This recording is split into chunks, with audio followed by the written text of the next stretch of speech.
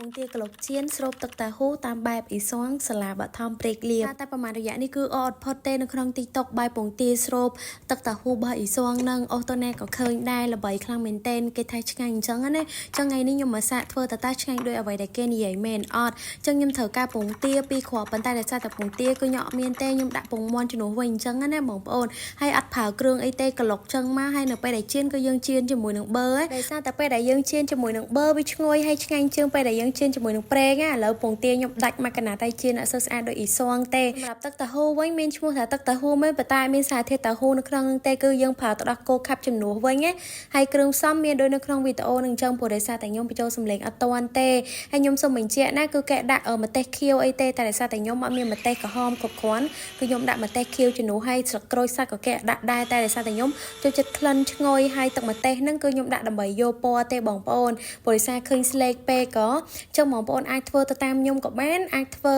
ដកអា3មុខដែលខ្ញុំនិយាយមុនហ្នឹងក៏បានដែរឲ្យដូចគេដូចឯងអញ្ចឹងណាបន្ទាប់មកទៀតគឺខ្ញុំចាប់ផ្ដើមរៀបដាក់បាយដាក់ពងមាន់ដែលយើងជៀនហើយមិញហ្នឹងហើយស្រូបទឹកតាហ៊ូហ្នឹងពីលើមកគឺជាការស្រេចតែម្ដងដល់ពេលយើងមកភ្លក់ញ៉ាំម្ដងតើរសជាតិមិនដែរខ្ញុំដាក់មួយម៉ាត់ចូលទៅក្នុងមាត់ទៅគឺឈ្ងុយហើយឆ្ងាញ់ខ្លាំងមែនតែនឈ្ងុយស្លឹកក្រូចសើចដែលយើងបានដាក់ចូលទៅក្នុងទឹកតាហ៊ូមិញហ្នឹង